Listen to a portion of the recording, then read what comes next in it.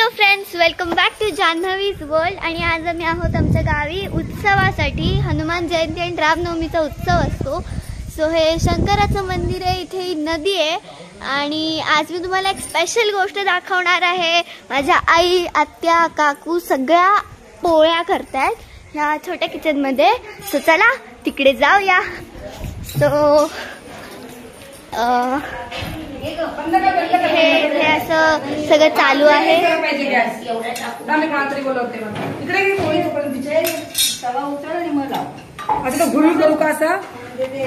काकू हाय कर, काकू हाय कर।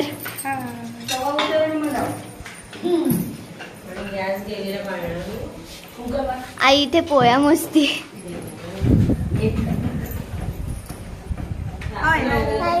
या पोळ्या खायला गरमागरम।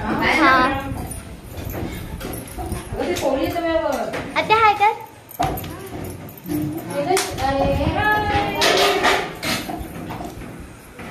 एक ताट दे सरांनी मला। एक दे असं देतो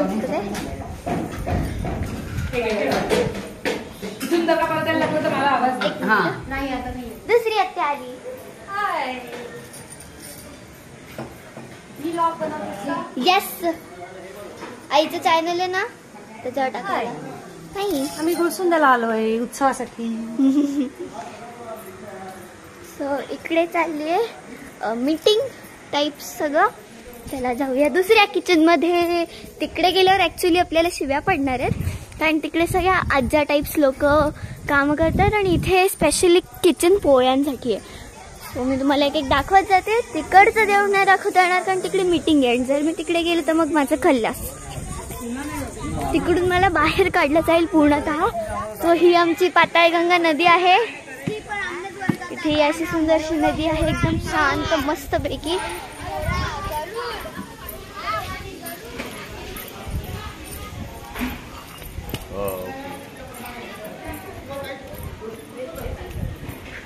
आणि हे मोठं किचन आहे। हाय, हॅलो बेटा। हॅलो, ही माझी दुसरी काकू, ही आजी।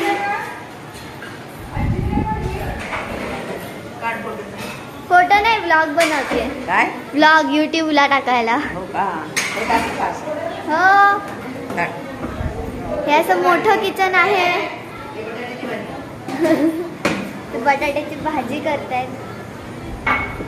मोठं किचन आहे आणि हे आहे देऊळ, शंकराचं देऊळ। सो असं आहे आमचं देऊळ। आणि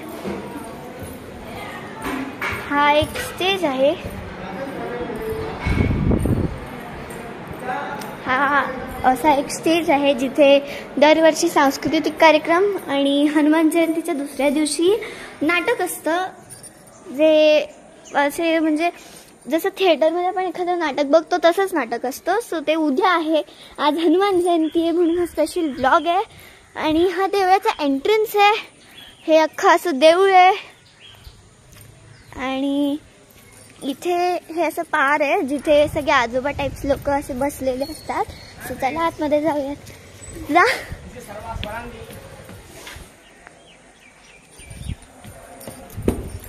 सो आता मी ब्लॉग एंड करते। ह्याचा पार्ट 2 पण येईल। So stay tuned for it, like, share and subscribe.